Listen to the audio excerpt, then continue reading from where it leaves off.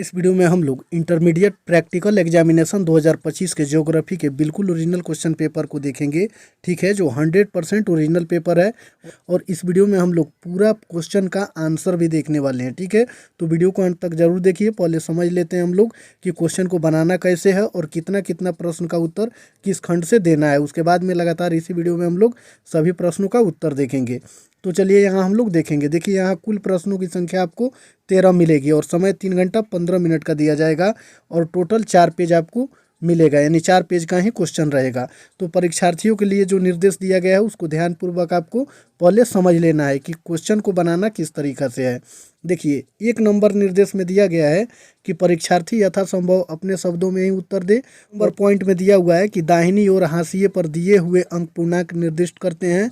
और फिर तीसरा नंबर पॉइंट में दिया हुआ है कि प्रश्न पत्र को पढ़ने के लिए 15 मिनट का अतिरिक्त समय आपको दिया जाएगा। और चौथा नंबर पॉइंट में है कि परीक्षक अलग अलग खंडों में अंक दें, यानी आपको हर खंड से क्वेश्चन को बनाने ही होंगे, तभी जाकर के सभी खंडों से आपको अंक मिलेगा, नंबर मिलेगा। ठीक है, और 5वां नंबर में दिया हुआ है कि प्रायोगिक परीक्षा के खंड एवं अंकों का विभाजन है, यानी खंड अ, इसमें से चुन करके किसी एक ही प्रश्न का उत्तर आपको देना है। इसमें टोटल 4 प्रश्न आपको दिए जाएंगे और उसमें से चुन करके अंक आपको मिल जाएंगे। फिर जो सेक्शन बी है खंड ब, उसमें से भी चुन करके किसी एक ही प्रश्न का उत्तर देना है, लेकिन जो सेक्शन बी होगा और उसमें से जो एक आप प्रश्न लिखिएगा उसके लिए आपको 10 अंक मिलेंगे। कितने अंक मिलेंगे? 10 अंक मिलेंगे सेक्शन बी में। और फिर सेक्शन सी में हम लोग देखेंगे खंड जो स दिया हुआ है, इसमें से भी चुन करके किसी एक ही प्रश्नों का उत्तर देना है और इसके लिए आपको 5 अंक मिलेंगे। कितना अंक? 5 अंक मिलेंगे। चलिए फिर और सेक्शन डी में हम लोग देखेंगे। डी जो है खंड द, वो 10 अंक का है। कितने अंक का है? 10 अंक का। इसमें प्रायोगिक अभिलेख पुस्तिका एवं मौखिकी, यानी ये समझने वाली बात है आपको कि जो आप प्रैक्टिकल का कॉपी बना के लेकर के गए हैं उसके लिए आपको 5 अंक मिल जाएंगे और जो मौखिक क्वेश्चन आपसे वहाँ पूछे जाएंगे उसके लिए 5 अंक आपको मिल जाएंगे। दोनों मिला करके सेक्शन डी 10 अंक का है। कितने अंक का है? 10 अंक का। इस प्रकार आपके अंकों का विभाजन किया गया है और कुल 30 अंक का है। ठीक है, तो अब हम लोग पहले क्वेश्चन को देख लेते हैं, उसके बाद में लगातार उत्तर को देखेंगे।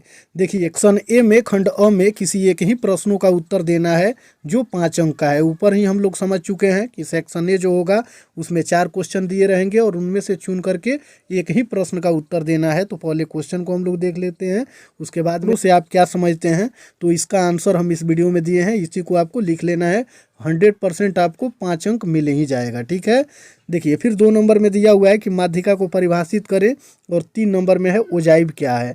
और फिर चौथा नंबर पॉइंट में हम लोग देखेंगे, चौथा नंबर में समांतर माध्य निकालने के लिए दिया हुआ है। ठीक है, ये डाटा दिया हुआ है, इन आंकड़ों से क्या करना है आपको? समांतर माध्य निकालना है। तो इसको आपको क्या करना है? क्वेश्चन नंबर 1 को बना लेना है, इसमें इसका उत्तर आपको मिल जाएगा। फिर सेक्शन बी में हम लोग देखेंगे, इसमें भी चुन करके किसी एक ही प्रश्नों का उत्तर देना है और इसके लिए आपको 10 अंक मिलेंगे। क्वेश्चन नंबर 5 में दिया हुआ है कि दिल्ली के औसत मासिक तापमान को प्रदर्शित करने के लिए एक रेखा ग्राफ की रचना कीजिए। ये आंकड़ा दिया हुआ है और इनसे क्या करना है? तापमान को प्रदर्शित करने के लिए ग्राफ खींचना है, जिसके लिए आपको 10 अंक मिलेंगे। या आप ये नहीं क्वेश्चन बना पाते हैं तो क्वेश्चन नंबर 6 में भी दिया हुआ है कि निम्नलिखित आंकड़ों के आधार पर एक वृत्त आरेख बनाइए या उसकी रचना कीजिए। ठीक है, जो डाटा दिया हुआ है इसी डाटा से आपको एक वृत्त आरेख की रचना करना है, ये आपको 10 अंक मिल जाएंगे। ठीक है, या फिर ये दोनों आप नहीं बना पाते हैं तो क्वेश्चन नंबर 7 भी आपको दिया गया है।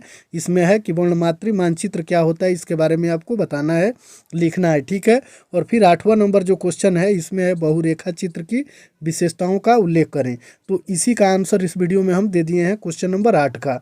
ठीक है, जो 10 अंक का है। 100% 10 अंक आपको मिल ही जाएगा। इस क्वेश्चन को आप लिख दीजिएगा, 10 अंक मिल जाएगा। चलिए फिर आगे वाला सेक्शन सी में हम लोग देखेंगे, से भी चुन करके किसी एक ही प्रश्नों का उत्तर देना है और इसके लिए आपको 5 अंक मिलेंगे। 9 नंबर क्वेश्चन में दिया हुआ है कि कंप्यूटर में हार्डवेयर के कौन कौन से घटक हैं। यदि इसको आप नहीं बना पाते हैं तो फिर 10 नंबर वाला क्वेश्चन आपको क्वेश्चन में दिया हुआ है कि स्थानिक आंकड़ों से आप क्या समझते हैं। या फिर 11 नंबर क्वेश्चन में दिया हुआ है कि क्षेत्रीय पर्यवेक्षण से क्या समझते हैं। या 12 नंबर में सुदूर संवेदन प्रतिबिंब योजना क्या है। तो इन चारों प्रश्नों में से चुन करके किसी एक ही प्रश्नों का उत्तर आपको देना है। तो क्वेश्चन नंबर 10 का आंसर आपको इसी वीडियो में मिल जाएगा और वो भी 100% आपको 5 अंक मिल ही जाएगा। ठीक है, इसको लिखने पर। चलिए फिर आगे हम लोग देखेंगे खंड द में। इसमें तो कुछ करना नहीं है, इसमें प्रैक्टिकल का जो आप कॉपी बना के ले गए हैं उसको जमा कीजिएगा और 1-2 क्वेश्चन आपसे पूछा जाएगा, उसका उत्तर दीजिएगा, तो इसके लिए आपको 10 अंक मिल जाएंगे। अब हम लोग लगातार प्रश्नों का उत्तर देखेंगे। सेक्शन ए का है ये। सेक्शन ए में क्वेश्चन नंबर जो 1 दिया हुआ है उसमें पूछा हुआ है कि आंकड़ों से आप क्या समझते हैं। तो इसका उत्तर हम लोग लिखेंगे कि आंकड़े या समंक, समंक को ही डाटा बोला जाता है, संख्याओं के समूह या संख्याओं के चित्रमय प्रदर्शन होते हैं। यानी जो आंकड़े या समंक होते हैं उस संख्याओं के समूह या संख्याओं के चित्रमय प्रदर्शन होते हैं। इस सहायता से बिना विस्तार में गए पूरे परिक्षेप की प्रमुख बातों को आरेख के माध्यम से जाना जा सकता है।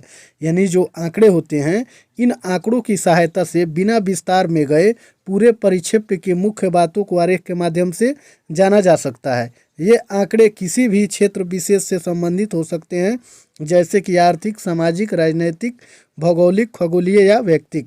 ठीक है, चलिए ये क्वेश्चन नंबर 1 का आंसर रहा। और सेक्शन ए का है, आपको ये याद रखना है, सेक्शन ए करके और उसी में क्वेश्चन नंबर 1 डाल के इसको लिखना है। चलिए फिर दूसरा नंबर क्वेश्चन हम लोग देखेंगे, ये सेक्शन बी का है। ठीक है, सेक्शन बी में जो 10 नंबर का क्वेश्चन दिया गया है 10 अंक का, उसी में का 8 नंबर का क्वेश्चन है। इसको आपको लिख देना है, बहुरेखा चित्र की विशेषताओं का उल्लेख कीजिए। 100 मिलेगा, 100% 10 अंक मिलेगा। ठीक है, तो देखिए उसका उत्तर हम लोग देखेंगे। इसमें दिया हुआ है कि बहुरेखा चित्र की विशेषता है कि इसमें कई रेखाएं और आकार होते हैं। यानी जो बहुरेखा चित्र की विशेषताएं होती है, इनमें कई रेखाएं और आकार होते हैं जो एक दूसरे के साथ जुड़े होते हैं, जो एक दूसरे के साथ क्या होते हैं, जुड़े होते हैं और एक समग्र चित्र बनाते हैं।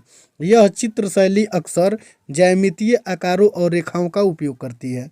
जो ये चित्र शैली होती हैं ये अक्सर ज्यामितीय आकारों और रेखाओं का उपयोग करती हैं और इसमें विभिन्न प्रकार के पैटर्न और डिजाइन हो सकते हैं। इनकी विशेषताएं कुछ इस प्रकार से है। ठीक है, तो यहाँ लिखेंगे कि रेखा चित्र की विशेषताएं, नंबर पॉइंट बना के लिखेंगे। इसमें कई रेखाएं और आकार होते हैं जो एक दूसरे के साथ जुड़े होते हैं। पहला पॉइंट में विशेषता में लिखेंगे कि इसमें कई रेखाएं और आकार होती हैं और जो एक दूसरे के साथ जुड़े होते हैं। और दूसरा में लिखेंगे यह चित्र शैली अक्सर ज्यामितीय आकारों और रेखाओं का उपयोग करती है और इसमें विभिन्न प्रकार के पैटर्न और डिजाइन हो सकते हैं। इतना आपको लिखने पर 10 अंक निश्चित रूप से मिल जाएगा। सी में दिया हुआ है क्वेश्चन नंबर 10 में, स्थानिक आंकड़ों से आप क्या समझते हैं। तो इसका उत्तर हम लोग लिखेंगे। इसको लिखने से आपको 5 अंक मिलेगा और आपको याद रखना है सेक्शन सी में लिखना है। कितना में, सेक्शन सी यानी खंड स में लिखना है। क्वेश्चन नंबर 10 को जब देखिएगा तो खंड स में ही होगा, उसी का ये आंसर है और इसके लिए आपको 5 अंक मिलेगा। तो इसका आंसर हम लोग देखेंगे। आंकड़े होते हैं जो किसी विशिष्ट स्थान या क्षेत्र से संबंधित होते हैं। यानी स्थानिक आंकड़ों उन आंकड़ों को कहा जाता है जो किसी विशेष स्थान या जगह से या क्षेत्र से संबंधित होते हैं। यह आंकड़े अक्सर भौगोलिक सूचना प्रणाली GIS में उपयोग किए जाते हैं। इस प्रकार के जो भी आंकड़े होते हैं इन्हें अक्सर भौगोलिक सूचना प्रणाली यानी GIS में उपयोग किया जाता है और ये विभिन्न प्रकार के डेटा को शामिल कर सकते हैं। और ये क्या कर सकते हैं, विभिन्न प्रकार के डेटा को शामिल कर सकते हैं, जैसे कि, और इसमें हम लोग आगे लिखेंगे कि भौगोलिक स्थान जैसे कि अक्षांश और देशांतर। और फिर दूसरा पॉइंट में लिखेंगे स्थानिक संबंध जैसे कि दो स्थानों के बीच की दूरी। और फिर यहाँ आगे हम लोग इसमें लिखेंगे स्थानिक विशेषताएं जैसे कि जलवायु, मिट्टी का प्रकार इत्यादि। और चौथा पॉइंट में लिखेंगे स्थानीय घटनाएं जैसे कि प्राकृतिक आपदाएं, अपराध दर इत्यादि। सेक्शन ए, बी और सी से आए क्वेश्चन में से क्वेश्चनों का आंसर आप लिख देंगे। 20 अंक आपको मिल जाएगा और 10 अंक आपको कॉपी देने पर और जो मौखिक होगा उसका आंसर देने पर मिलेगा। तो कुल 30 अंक आपको मिल जाएगा। ठीक है, तो वीडियो पसंद आए तो वीडियो को लाइक ज़रूर कीजिए और चैनल को सब्सक्राइब ज़रूर कर दीजिए और अपने दोस्तों को भी शेयर ज़रूर कीजिए।